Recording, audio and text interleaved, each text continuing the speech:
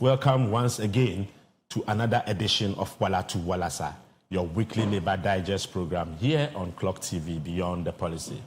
This program provides the platform for discussions on the world of work, labor relations, and the institutions that shape the rights and welfare of Ghanaian workers. I am your host, Edmond Akwe. You can watch Clock TV on all our social media handles, Facebook, YouTube, TikTok, and on channel 184 on Go TV. Work provides livelihoods, dignity, and socio-economic well-being. Yet, for many workers, the workplace can also be a source of risk, injury, and long-term health challenges.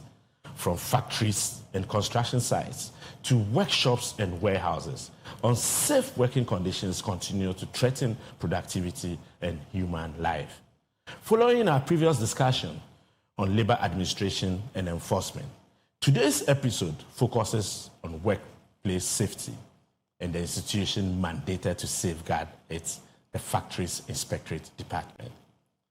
This conversation will explore how occupational health and safety are regulated in Ghana, why safety is a labor issue, and what happens when safety standards are ignored.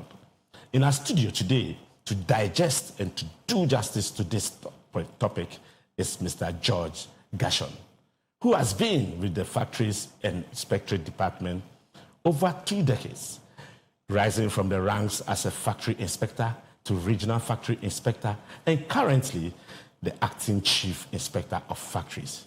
He also does some part-time lecturing at the Ghana Institute of Management and Public Administration, GIMPA. Sir, you are most welcome to Walatu Walasa, your Labor Digest program here on Clock TV. How are you doing? I'm doing fine. And your office? It's all fine. Thank you. It's working well. Very well. Thank you for coming. Thank you too. Well, let me start. Where is your office located? My office is located at the High Street, sandwiched between the Absa Bank and the General Post Office. It's called that tall building called the Multimedia Center. The Multimedia Center. We are in the second floor of that building. Of the Multimedia Center.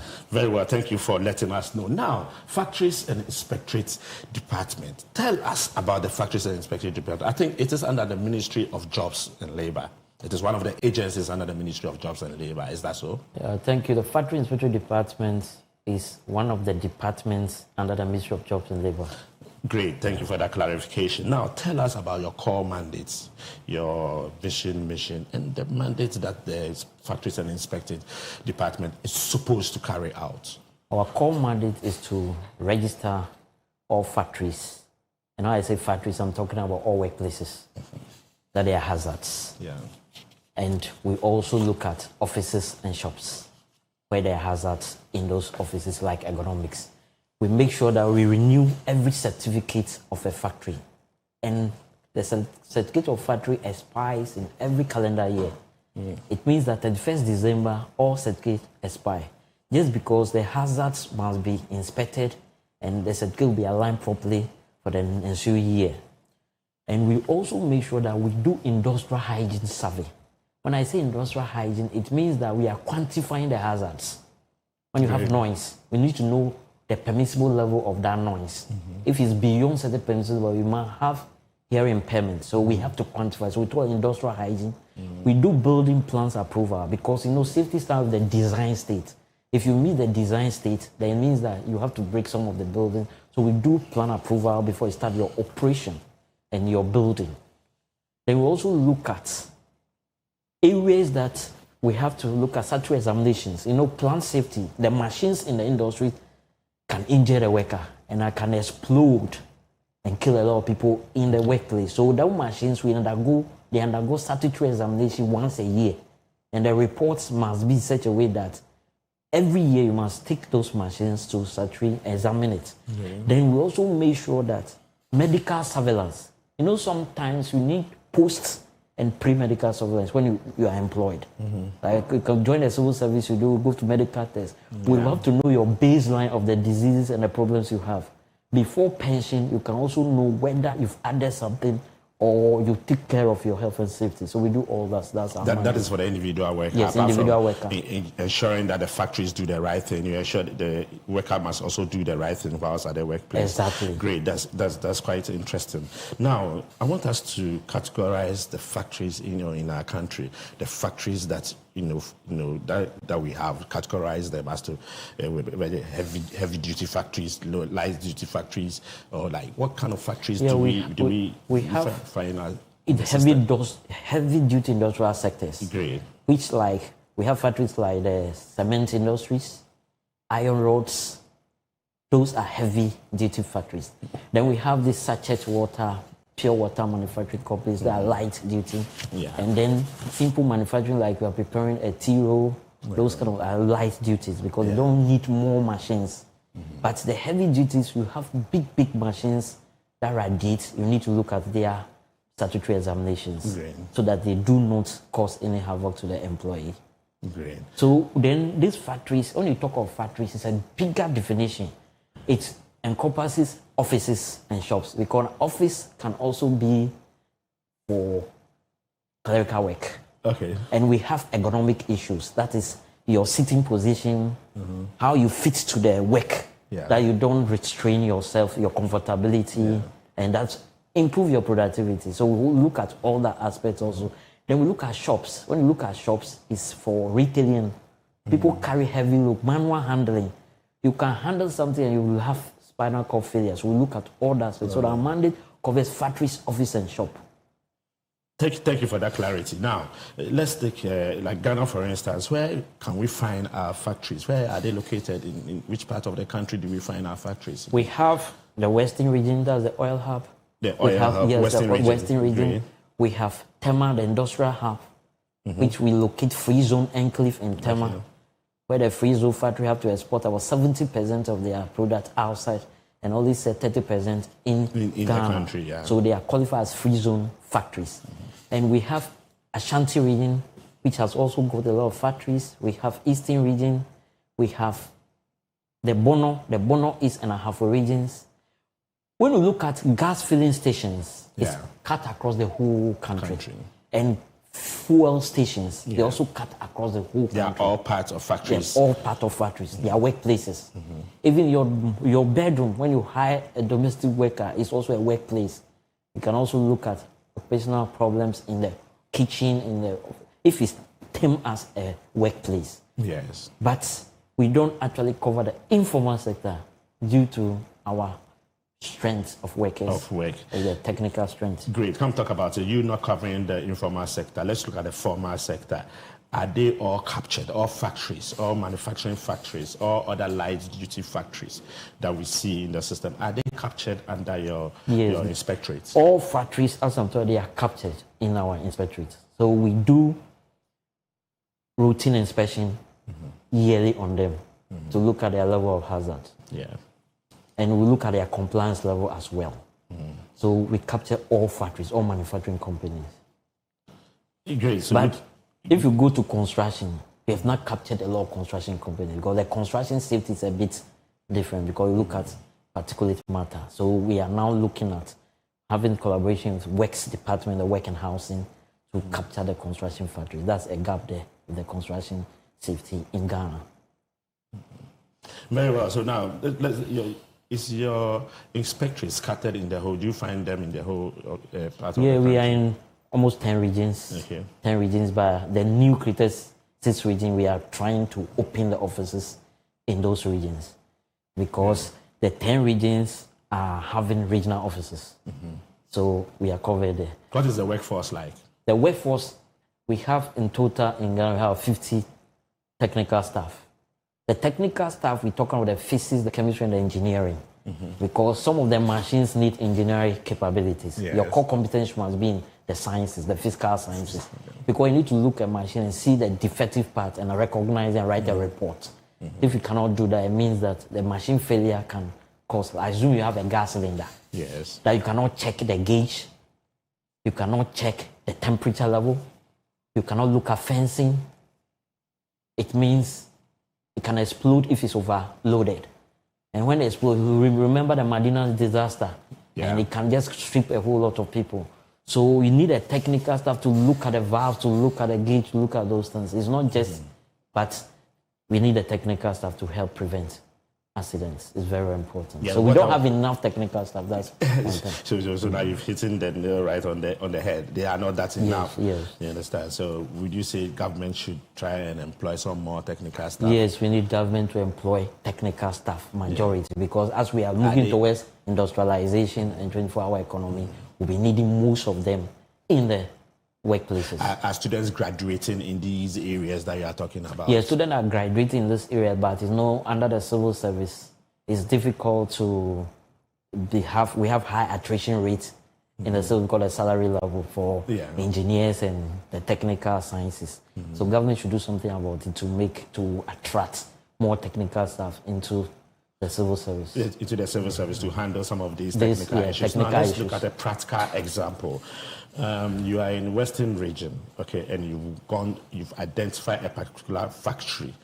Let's say, what factory can we find in the Western region? You can find Gasem, a cement factory. There. You can also find some grill, Ghana oil palm plantation. Great. Let's say we've gone to grill to do some kind of factory inspection. Okay, what do you watch out for? What are the various steps that you would take within that particular working environment or within that particular factory space? What, as a technical officer, what would you watch out for to ensure that the inspection goes on right? First, when you want to, the processes, first you visit the manager, discussing your inspection checklist. So if you have your checklist, you look at the statutory exam, the machine safety. Do you have a boiler? Do you have a compressor? Which machines, a forklift? So you have to look at machine safety first. After that, you look at behavioral safety, the behavior of the workers. Are they having enough education, sensitization, training about their work? Because training is a core international standard for every factory. So you have to look at training, and then you have to look at whether they have a safety committee in the factory. Those are behavioral, because if the person is having a safety committee to have a toolbox talks every morning, he's aware of the hazards. Then now you look at PPEs. All the safety equipment that you need to put on. That is the last resort. For example, if you put on helmet, it's telling you that something can fall from the top, the hard hat, to hit you. So it means you protect your skull, which you cannot get anywhere and replace the skull if it's damaged. So you need to look at all the PPEs for the worker. We do want to mention the full meaning of the PPEs. Personal protective equipment. Very well. For the purpose of education of our viewers. Personal protective equipment must fit to the purpose of your work. Are the factories providing these PPEs? Not all factories. What do you do? But we make sure that before we renew your certificate, we check a report. We write a report about your gaps. Okay. And you need to do that before we give you a certificate. A new one. But some of them, we have also some loopholes in our inspectors. They don't look at it very well. And as we go along, we rectify those problems along the line. Because you cannot have 100%. So we do our best, but some of them, we have to rewrite to them recommendation. So our report gives you your gap level, your shortfalls. And you have to make sure that the next renewal, you take charge of those shortfalls. If not, you'll not be renewed. Currently on your decks, do you have factories that you have revoked? We have factories that actually they are not doing the right thing. But sometimes we go there and make sure we allow them to do the right thing. But you know the shortage of our technical staff. Are you able to prosecute or for their? We have prosecutorial power. But you see, most of the time, if you want to prosecute, you need to remind us, go and check whether you have done your writing, you have educated them, you have inspected them, you give them a report. Finally, some of them have to change and do the right thing. Then, so we don't hear a lot of prosecution because we try persuade them to make sure they do the health and safety, improve the standard. Because if you don't persuade them, you leave, there can be an accident. As you are prosecuting, there might be an accident, so you have to force them to do the right thing. So we use psychology sometimes to dialogue with them to make sure that they do the right thing. Sometimes even the PPE they use, for example, surgical masks, some use handkerchiefs, Some don't use the right PPE. So we try to educate them. They are trying to improvise in yes, they improvise. Yet it is not the right. For example, when you go to some cement factory, you use handkerchief. And when you look at polymer chemistry, the handkerchiefs have got holes under microscopic viewing.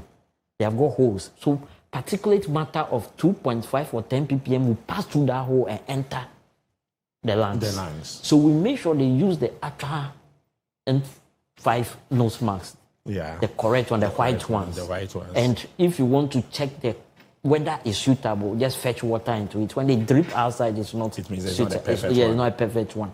Okay. When you have hair, you have beard. Yeah. There are special ones for beard people. Yeah. Or then you have to shave so that you get a fit in. Yeah. So some of them don't wear it very well. So that's why we do the education. So key for safety is training.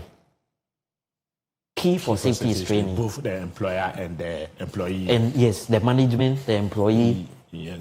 Key is training. Yes. Because they will just appreciate what we are telling them. Because people do not appreciate that they have any hazard in their environment.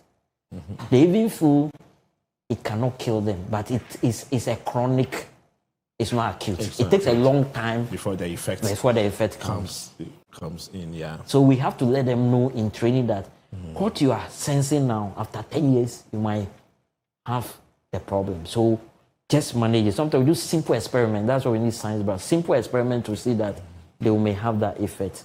You can even use some epidemiological animals to do some simple experiment. To do that. Then we also tell them practical. You see your nose, you have hairs there. Yeah. It's not for just beautification. Yeah. It's to prevent some dust getting to your entering to you. They serve as barriers. Yes, as barrier. But when you have more dust, use the PPE nose mask to protect yourself. So in so doing, they appreciate that they have to use the PPE. We use the PPE. So that's for heavy industrial area because grill in itself is a heavy industrial area. When we go to Tema, we would find Tor. Refinery, yes. And we'll also find Gasem there as well. Yes. And we'll also find, I think, the iron rod factory. You can find even the tiles. The tiles factories, yes. All these are heavy duty factories, yes. That I really want to know whether they are doing the right thing from your standards. For doing the right thing, not all of them. Not all of them. But we are yet to enforce because we want to even change we have gaps in our Factories, Office and Shop Act.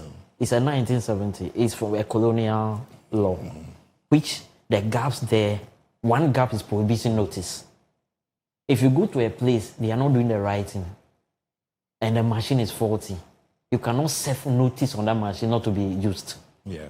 You can educate and do everything, but when you return, they will use the machine, and the accident can occur. Yeah. So when you have prohibition notice to serve on that machine, it means that they can't use it. So in the new law that we are proposing, we want those kind of gaps, and the bottlenecks should be considered to close the gaps so that we fit in properly. Okay. So, and we look at another thing is that under civil service, to close a factory, we are not an authority. You have to seek the view of the minister. Yeah. But if it's an authority, immediately you see the problem, you can just close it. You have closed it. So those are some of the limitations with the old Factories, Office and Shop Act. Yeah. Then when you look at that act also, there is no information about laboratory chemicals, how to analyze whether the chemicals they are using the same concentration or higher concentration. Because when you are spraying a cabbage or something, if you use higher concentration, food poisoning is coming in. So we have to get laboratory to look at concentrations. I think your mandate is quite wide, and I'm just wondering now. Those are heavy duty, factories. Let's look at the office settings. Yes, office. Yes, it's a subset of a university or factory. Okay. So office like this, when you look at office, you see people are using photocopiers in an office. Yeah. They are using typewriters. They are using computers. Yeah. These machines emit benzene, a chemical called benzene. And benzene is carcinogenic. You can get sulfur dioxide. You can get nitrogen dioxide. You can get trichloroethylene and tetrachloroethylene. These chemicals are very toxic chemicals. Sometimes they reduce agony. That means the blood flow to your heart was reduced, and you get chest pains. And when you are getting chest pains, you can get heart attack. And benzene have got delocalized electrons. It means it's a free radical sometimes in your body when it enters there, and it can cause a lot of diseases. So people have got kidney problem from anaphylaxis. They have got lungs problem from anaphylaxis. And some of them IHD, that's common disease. That's those diseases are, you just go to Kolebu and they diagnose it, but it's from your office. It's from the office that you do. But you are not aware of it. This is quite interesting, and I'm sure my viewers are kind of surprised as to the information that you are giving us. You can be in the office and you can attract certain diseases because of the equipment that are surrounded around you. We'll go for a break, and when we come back, we'll look at some of the safety violations that goes on within the workplace environment. We'll be right back. Walatu, Walasa, Nadia Wonso,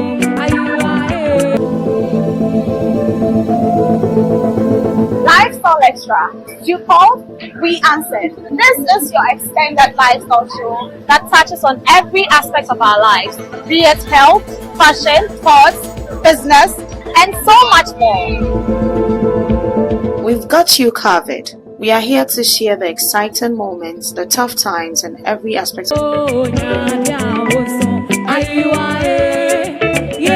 Welcome back, viewers, and we are still on your show, Walatu, Walasa. We have in our studio an able gentleman who has been doing justice to our topic for today on the Factories Inspectorate Department. Now, sir, before we went on the break, you were making a very, very important submission about workplace, as in our offices and some of the, equipments that we work with being hazardous. Would you want to throw a little more light on it and let us know how unsafe workplace practices leads to worker injury? Normally, most workers don't have information about the hazard in their environment. There must be some safety policy in the organization. And the safety policy talks about intent of the organization trying to help the workers to prevent accidents. Yeah. And the hazards, so they should be aware of the hazards and how they remove the hazard from the workplace. But those policies are not there. So it means that the worker is unaware of the hazardous nature. What it's supposed to be. Which means that the first step in safety management system or a culture is to have the safety policy. And the manager should sign that policy and communicate or cascade it down to all the employees to understand that I'm protecting your health and you also have a duty to protect yourself. Yes. That's the first step. Then there must be planning to make sure that workers are being educated. And then the environment, the equipment, you have to train them to use the equipment. Because if they are not trained and they use the equipment, they might injure themselves. Yes. So they need every equipment you need to train. Even if you buy a new machine to use yourself, you must read the manual of the machine, to know how to use it. You don't just say that somebody is teaching me. Take your time, get the manual, read it, and let the equipment, because the hazardous natures will be included in the manual. Yeah. And that will guide you. Very well. So how about safety violations? When the safety violation is common in our country because of they're supposed to report accidents. They are reportable accidents that they need to report to the Department of Factory Inspection. Yeah. Whereby we come to investigate the accident. Why do we investigate the accident? To prevent future recurrence. Yes. And as a learning curve for the organization. But people feel that when they report this accident, we are coming to court, prosecute them and fine them. But we are not policemen. We are an advisory to guide you to prevent the future accident that will be occurring. Yes. So we entreat that every organization report accident, report near misses. Near misses is something that can occur as an accident, but a slight change of position and time did not occur as an accident. So they should report near misses, report accident to the Department of Factory Inspector, and we investigate and prevent future recurrence. That's some of the violations in the country. Yes. And then there must be a safety committee meetings, report to the Department of Factory Inspectorate. These committee meetings shows that when you have the minute, it shows that you are having a safety culture. Yes. And then it prevents people from doing the wrong thing. So that's also most of the violations with the organizations. And then they must analyze the reports, risk assessment reports of the organization.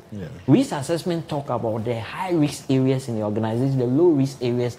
Then you can have a risk matrix to make sure that you are tackling the high risk areas first, so that because we are scarcity in resources, we don't have resources. So you must prioritize. That's why economics says scale of preference and forgone alternatives, opportunities. So have a scale of preference to solve the scarcity. Because most of them are saying that they don't have money to do health and safety, because health and safety is an investment. So if they prioritize it, you might solve the high risk first, and you may have more resources left in the organization. Yeah. So that are some of the violations they must look at.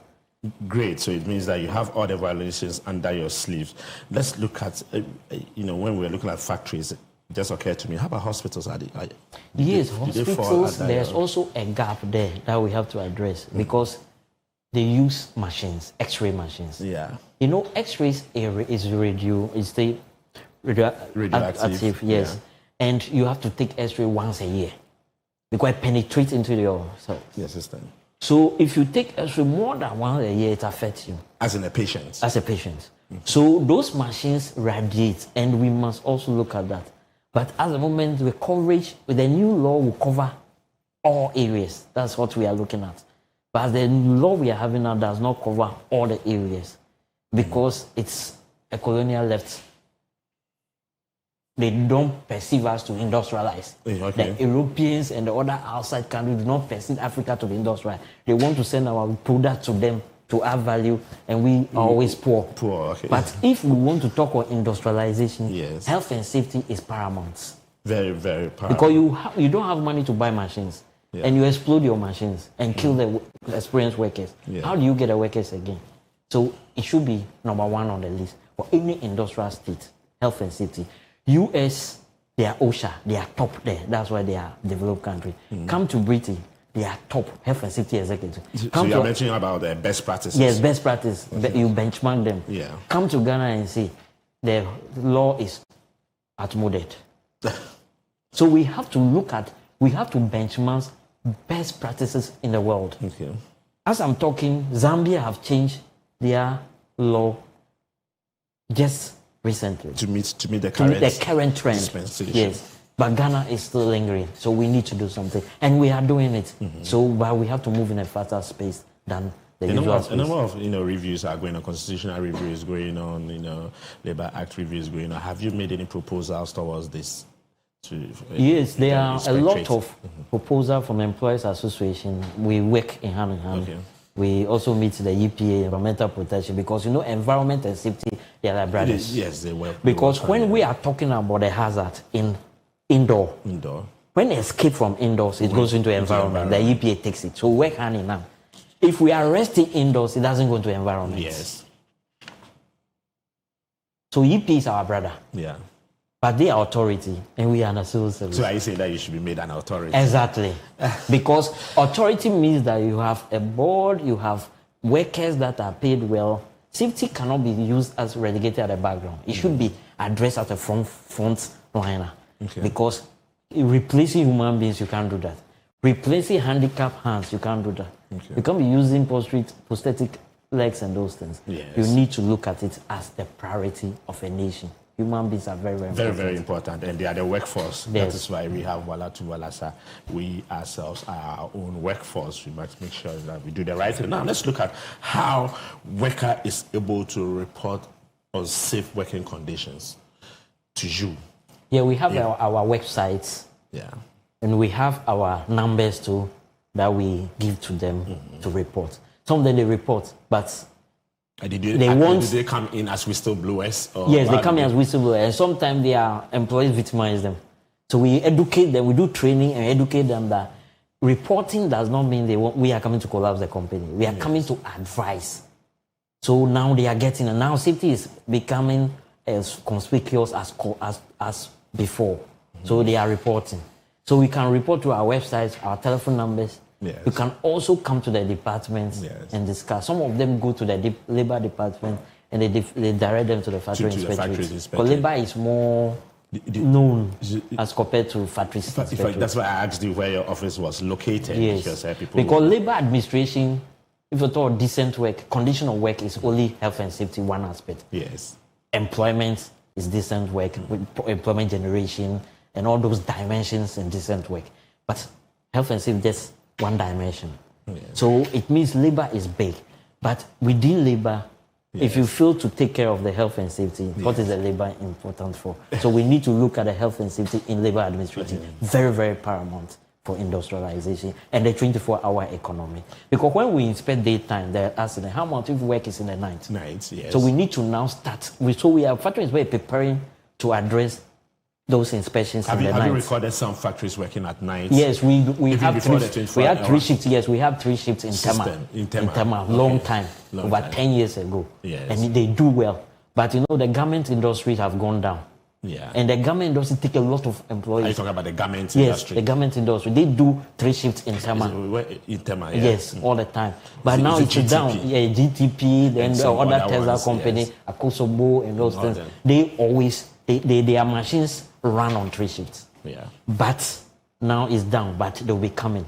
And we are preparing. Why is it down? Is it that the machines have broken down and they are not able to? No, you see, all the time you have to update your machinery, and also upgrade the innovation that is coming.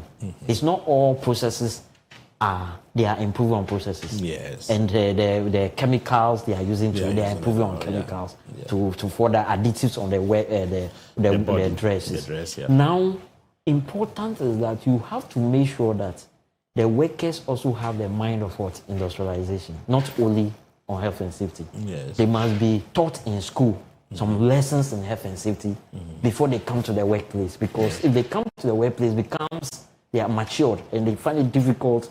So we have to put health and safety in the curriculum. Okay, now as a lecturer, let me even go into your lecturing field. As a lecturer, do you always find curriculums that involves health and safety?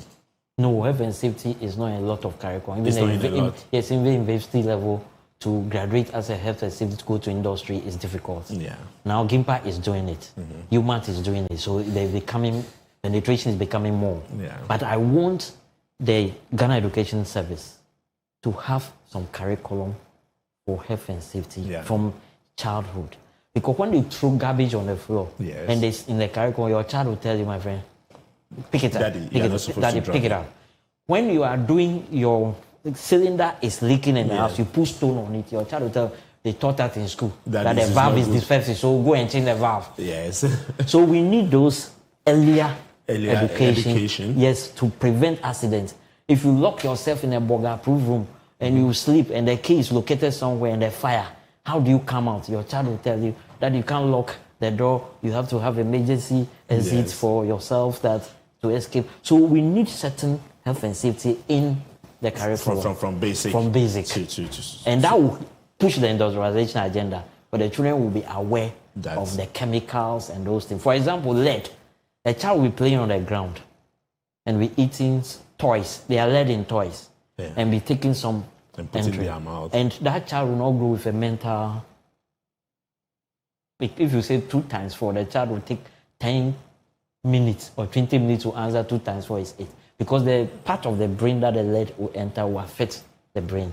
And, so we want the curriculum to expose these early things in education. Yeah. And it's very, very important to progress in health and safety. Then we also want adults to also have some lessons in health and safety. So we'll be thinking about institute to also educate the workers. And you mean an institute for the factory inspectorate. For the factory inspectorate. We have to go on sensitization because sensitization is lacking. But currently, do you do something like that? We do Well Safety Day every 28th April to sensitize the public. So every 28th April is the International Well Safety Day. International World Safety Day. Yeah. So we try but the penetration is no. We want to do it in every region so that everybody will have access to that education. That's what we are thinking about. Which is very, very important for the industrialization agenda in the 24-hour economy. Because we don't want any accidents in the third shift or the second shift. Talking about the accidents now, what steps do the department take when it comes to an accident report at a workplace? What we do first, when there is accident, we make sure that you report, you give us the information. We come in there to inspect. When we inspect, we make sure we use there are tools for inspecting. Accident investigation is not like cross-examination at the court. Yes. There's no blame game. Yes. You must make the person culpable. It's a qualitative interview to just get on the root cause. You get to saturation point and then you get your point. So you don't interview 2 people at the same time You interview independent. So it's a technique. So we are trying for people to get that technique in how to investigate accident. Because if we interview 2 people at the same time, they'll be looking at their face and be giving wrong information. So we don't do cross-examination too. Yes. So the techniques we teach.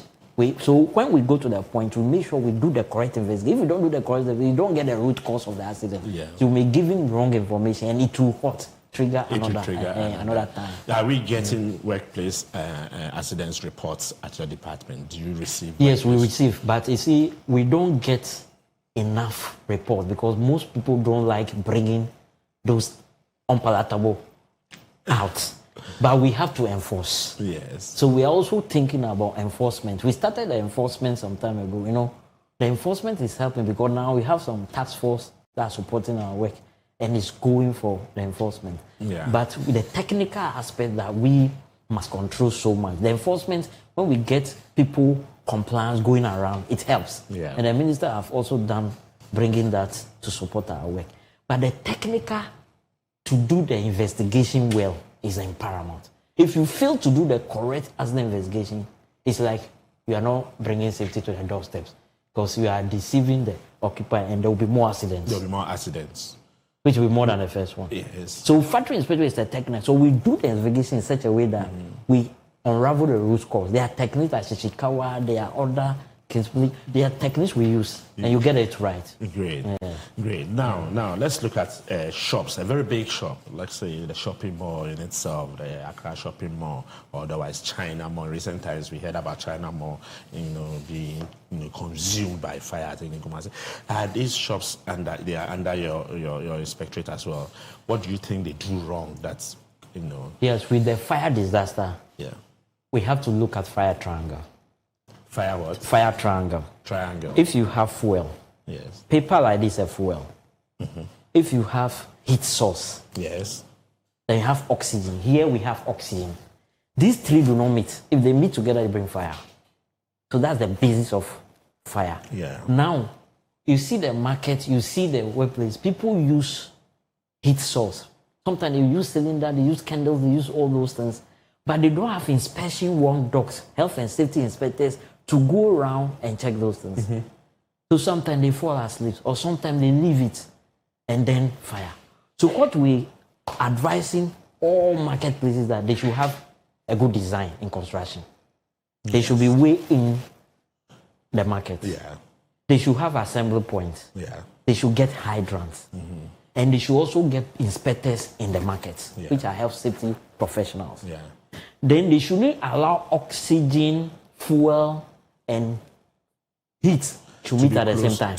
To be close to each other. So hot work should be done. It will cause calamity. Yes, hot work should be done under permit regime. Yes. When you are cooking in the market, when you have flammable substances around, you must have a permit to do that in the market. Yeah. And the permit regime is what we call safe system of work. Mm-hmm.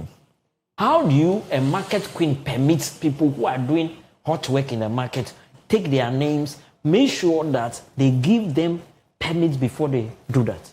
Or you are sleeping in the market, you must be permitted. Because if you don't have a safe system, when we say safe system, it means you are doing the work in a safe manner. Yes. Now, for example, a supervisor who is in the market doing that is not safety professional. He doesn't know safety. He is giving wrong information. That is not a safe system. Yes. You finish coming from a hospital and they give you a prescription. Then you give it to somebody that does not know it to prescribe for you or give you the tablet because you can't see. Yeah. You are killing yourself because the person is not professional. Mm-hmm. Let's employ safety professionals. Yes. In our market, our malls, our public spaces. Mm-hmm. Because the public spaces must have emergency exits. So I think you are making a very salient point, and which is quite important. Let's employ safety professionals. Safety professionals. Because it's a safe system of work. The information coming from that safety professional is a correct information to prevent accidents. Very well. But if it's a wrong information, it will escalate. So I think there's a lot of work that we can find for ourselves. So when we complain that there's no work, there is no work. There is work. There's a lot of employment. Work because health, safety professionals should just go within our market squares. Go to, Imagine that all these workplaces, Yes. there is a safety professional employed. Yes. You might not be struggling about your burn money in the market, your properties, government, you will not have that. Because that safety professional will make sure there is hot work permit regime. Great. And a permit will be granted to you before you climb. Like ECG, you are climbing a tall pole. Yes. You must have permit to climb that tall pole. It's height. So you must permit the person. Yes. Before you permit the person, you must make sure all the hazards are removed. Before the person goes to the job. Or goes to the market to cook. And or put safety, cylinder in the market. That safety professional is the one to point out. Exactly. And to permit and cancel the permit. Yeah. And make sure 10 people are cooking in the market in the night. Yeah. Or 10 people are sleeping in the market or the public place. How would you describe our market area, Mokola, for instance? It's on design. It's Thank on you. design. Thank you. On design. On design. And it's lack of safety and health education. They are not aware, but as a professional, a chief inspector of factories, Yes. I know that safety starts with a design stage. Yes. If you are building your house, your air conditioning works on 4 mm cable, not 2.5 cable. Yeah. Because of corona discharge. Your cable have gone insulator. When it's overheating, to melt, and when they meet fire. So a person doing the electrical installation should be professional. They're professional. But before you enter the building, they might inspect the building to see whether everything is on point. That's the safety professional who don't do that in the market. Yeah. When they wire the market, they must check. They must check, yeah. Because some markets are wired with what? 1.5 for sockets. Whilst 2.5 is for sockets, not 1.5. 1.5 is for lights. It's for You know what I light. mean? When you miss that, there'll be fire. So fire in a market can come 100 times if safety Which we professional. are currently experiencing. Yes, it can be more than this. If Yeah, safety currently it's professional because- is not sitting there to do the work. Yeah. In a month, you can hear about 2 fires that has gone maybe a market center or a shop somewhere and other. Because Why? the design has failed. The design has failed. The place is overcrowded. It's People are overcrowded. There is doing- no emergency exit. There is no walkway. People are doing whatever they like. Exactly, and there is nobody checking safety in the market.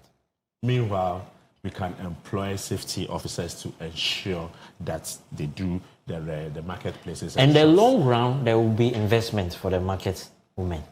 Exactly. There will be a lot of money invested because they will not lose their money. They will not lose their And they will not money lose marketplace. their structures also. Yeah. But their wiring will be on point. Their permit regime will be working in the market. So we have to do So that. to the authorities who be, let us look at this particular area that we have touched on, health safety officers. I think they are there in the system. Some of them are complaining that they don't have jobs. Let's look at how we can employ them to start doing some of these checks to curb some of the unsafety environments that we find ourselves working. We'll take a break, and when we come back, we'll touch on a very important topic that I believe every Ghanaian is most interested in, as far as the factories inspectorate department is here. He's going to tell us much about what it means to go about that business. We'll be right back. Walatu, Walasa, Yadi, Awonso, Ayiwa, yeah.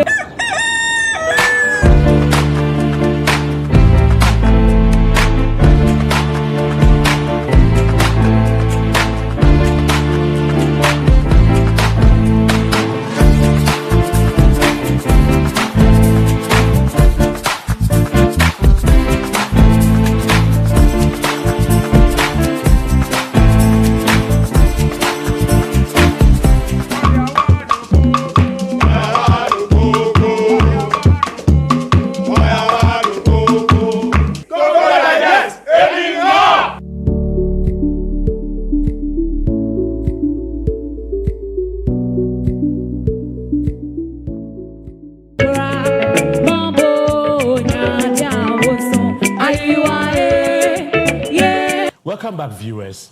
Our conversation on factory inspection department has been so much interesting and great. We still carry on, and we have in our studio Mr. George Gershon.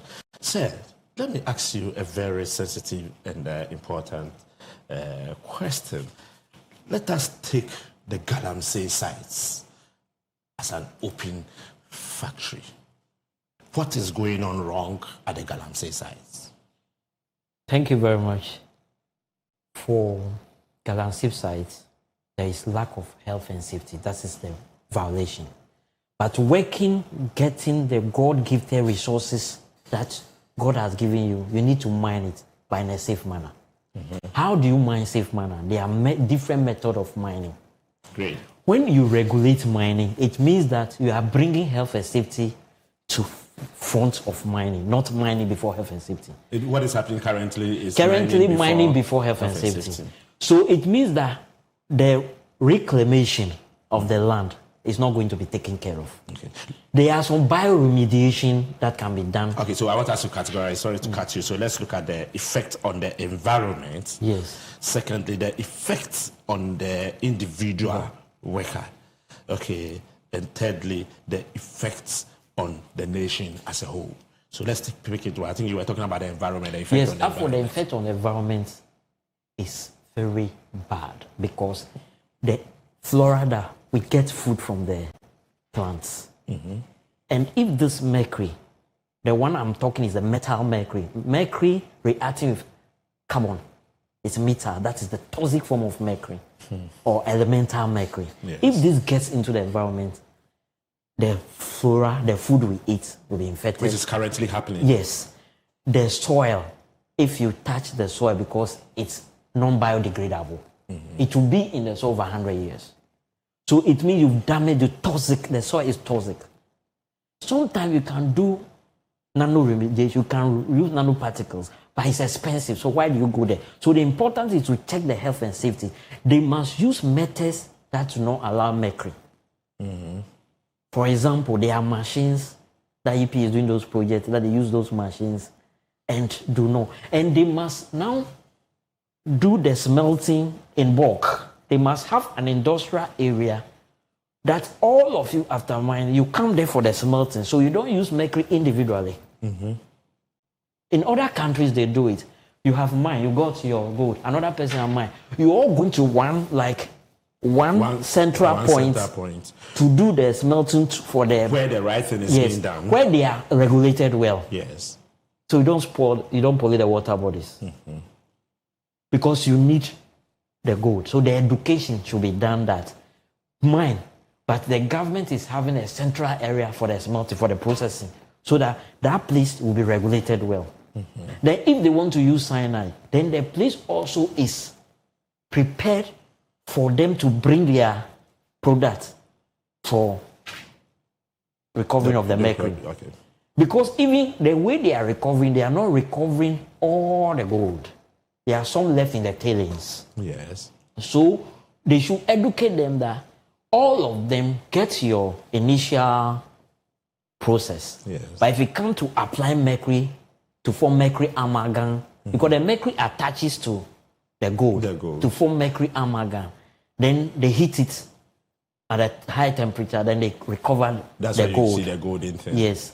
So if they got to a certain point, the government can have a processing plant so that they all come there and get what they want without polluting the water bodies. To do their final process. Their final process, that's recovering of the gold. They which normally pollute the water body. Yes, pollute the water. It's only the final process that pollutes the water body. That's using the mercury or the cyanide to attract the gold. But we see excavators right in the middle of a muddy area digging sand.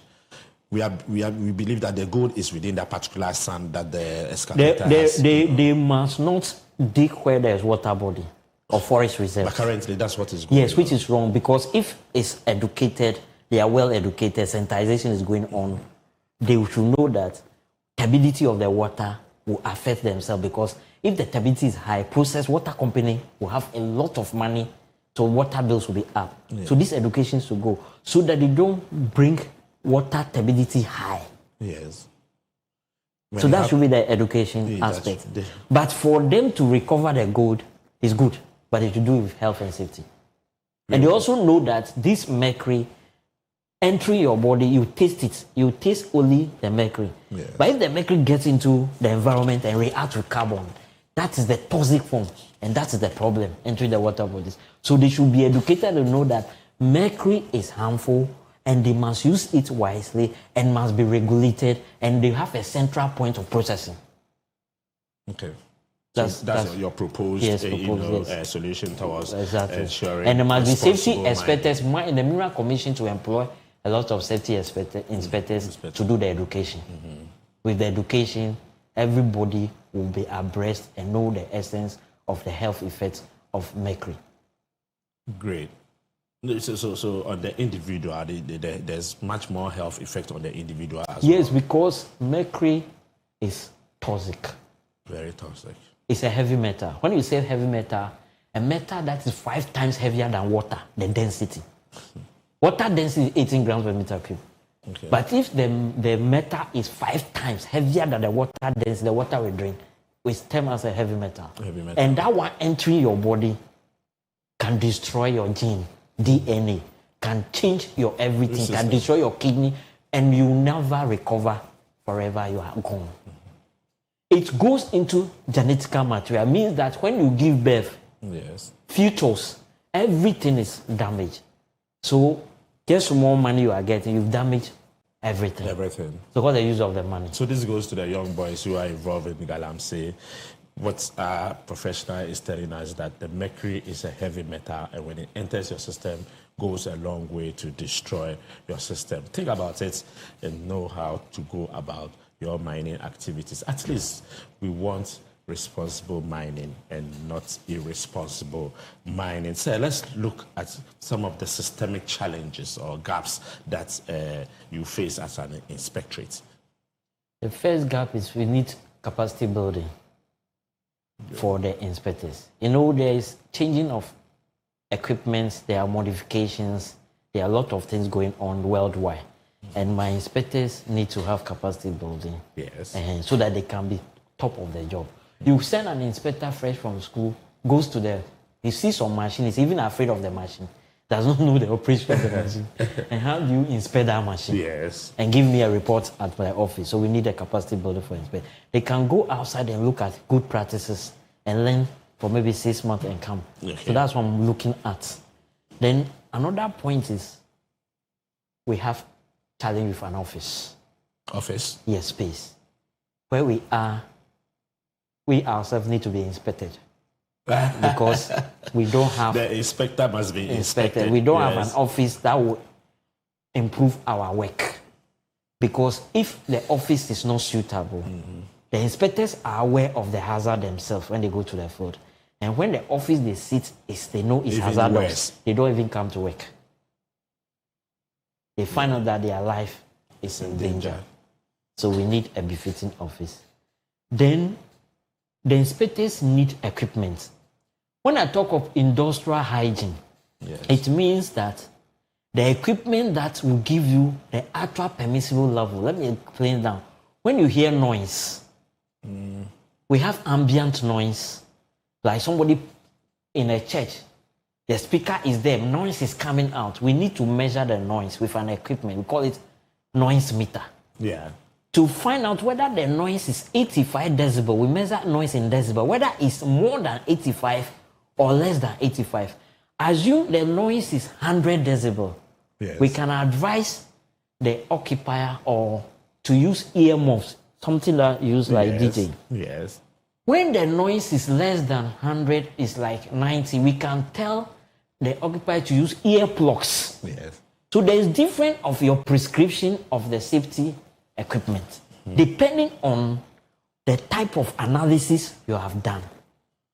Yes. If you have not done analysis and use conjecture, just qualitative means that, oh, there is noise there. You may be deceiving the occupier because you are not exact on the solution. If you go to a hospital, they tell you, go and take paracetamol with their laboratory test. You have malaria, but they say take anti-malaria or take any malaria drug. Without buying the malaria kit to pierce and test whether you have the sporocytes. You have the sporocytes in your blood, malaria parasite. You take the drugs, you are killing yourself because the chemical is becoming... So we need to have these machines like last meter for illumination, noise meter, air quality meters. We are doing a lot of work for organizations, but the machines are very, very expensive. And these machines are coming from outside. you have to mount some of them for a longer time to do the reading. Heat stress. If there is heat here, heat can destroy your spermatozoa. It can make you, for males in those workplaces, will not procreate. After your wedding, you cannot procreate. So we need to measure the heat. All these machines are very expensive. So we lack those machines and we need them. I'm trying my best to get some of them for the organization. For the organization. Very well. I'm just perplexed. Then the final one is vehicle. Vehicles, if there's accident, they call you need to read there on immediately time and do the investigation. Then they alter the evidence. The evidence. So your investigation, if you read there late, you will do poor accident investigation. So you can see that more people, when there's accident, they don't report the findings. Yes. Because some of the failures that they are not there on time. Yeah. Fire service not report the fire. People not because they are not there. So we need to have vehicles. And if there's accident, you move and get the information out. Or when you're going for inspection, you don't need to wait for taxi or cars. Or the cars are old, it breaks down, then you go fitter before you get there. So safety is not done like that. But here is done in a very haphazard way. We need to change that. We need to change that narrative. The culture must change. Safety and security are very, very important for an organization. So we need to have the vehicles that will move. We shouldn't have cars more than 10 years. As I'm talking, we have cars more than 10 years. As in your department? 30 years, more than 10 years, which is not allowed, not for safety. So let's make sure we get those things. So we're calling on the organizations to also assist us in some of those things. Or that you need donors and sponsors to help us. Government is doing a lot, but we need also to help us so that we can get the state-of-the-art equipment to enforce health and safety in Ghana. Interesting. So now, to all those out there who can really help the factories inspectorate departments, they are calling for your help so that they can be able to carry on their mandate expeditiously. Now, let's look. We are going to take your message for the employer, the worker, and also the general public in general. But before we do that, what advice do you have for estate developers? Yes, and that is factory builders. Yes, estate developers. Very soon, we are going to have a meeting with them, because built-in safety, building syndromes, there are a lot of designs that air quality is not entering into a building. Yeah, it's covered. So we want to engage them on health and safety, all estate developers in this country, so that after people buying the estate, their health will be protected. Yeah, and then construction companies. Yeah. Before you do construction, you need to have certification so that we can engage you and give you the hazards that you pay, so that the employees of the contractors and the employees finish that project and do other projects, because dust particles is their problem. And the major problem in dust particles, there is something called PAHs, polyaromatic hydrocarbons. They settle on dust particles in the air. After the dust has settled. After the dust is going, they settle on it. They settle on it. And people inhale the particles with the polyaromatic hydrocarbons. And these polyaromatic hydrocarbons, for example, benzoapyrene, is carcinogenic. It causes cancer. It's a chemical that you are not supposed to play with. So you see the construction site, the particles, they may be on it and people inhaling. So you go to corporate, test for cancer. It's not from the witches or your grandmother. It's your workplace that you are not protecting health and safety. So they are supposed to wear the nose masks, and they're supposed to be pouring water on the construction sites so that they don't get those chemicals in their body. It coming into the air. Yes, because any dust you see in the air coming to your body may have polyaromatic hydrocarbon attached to it. So two problems. Two poisonous substances. Chemicals in entering your system. Great. So what would you say to the employer? First, the employer. The employer should be comfortable to engage the Department of Factory Inspectorate for advisory, and then we'll help them to stay in employment and get more profits, productivity will increase. Because productivity is in a correlation with health and safety and job satisfaction. So the employers will engage us and we help them to improve productivity. And with productivity, they also have their money and then buy new machines and employ more, and the Ghana will be growing bigger, more growth, because more you are there GDP. to ensure Yes. that work productivity goes on very well. How about the worker? The worker should be assured that he should have two-ball stock, change their behavioral safety and attitude. Because when you go to the workplace and your attitude is bad, your employer have provided you the PPEs, everything is given, safety policy is there, and they do everything, safety culture, and you have a bad attitude. You're sleeping on the job. Yeah. It still give you accidents. So it's not from the employer, but it's from your behavior. Yeah. So they should have attitudinal change. They should be business-like in the workplace. No hot and cat play. Yeah. And they should, if they have any problem in their house, they should leave it there before coming. When they are going by, they pick it.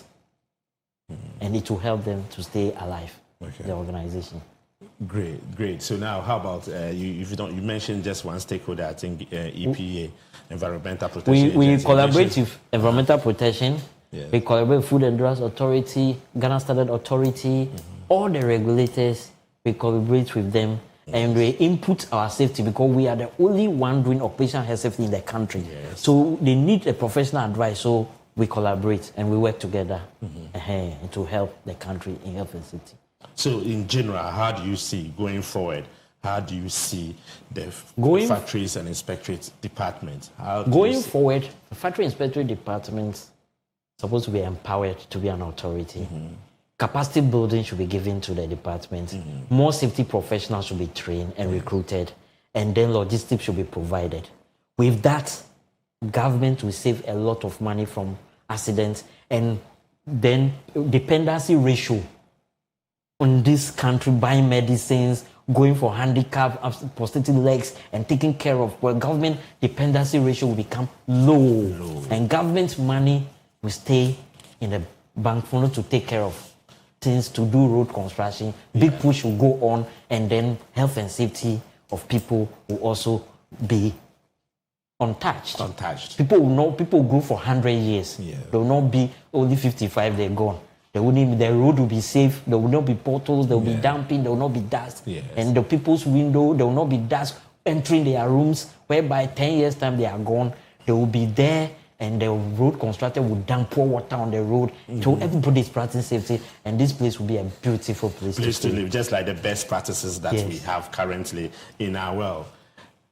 Viewers, all too soon, we have come to the end of another enlightening episode of Walatu, Walasa. For me, a safe workplace is not a privilege, it is a right.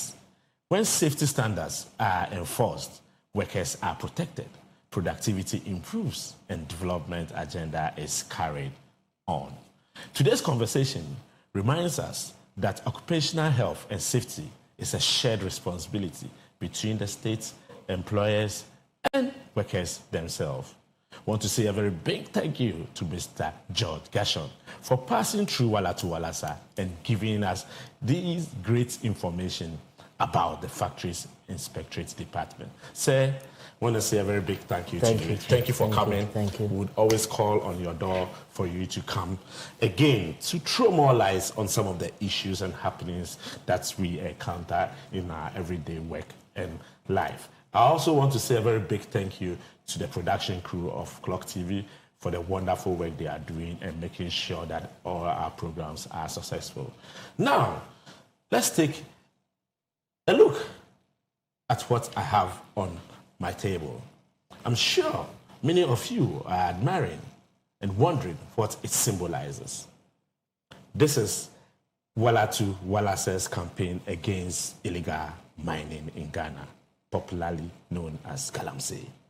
Walatu Walasa is appealing to the conscience of all those involved in this brutal act, right from the top of operations to the lowest person involved in Galamsey, to take a look into the future of our beloved country, Ghana, and put a stop to this act that will destroy our country.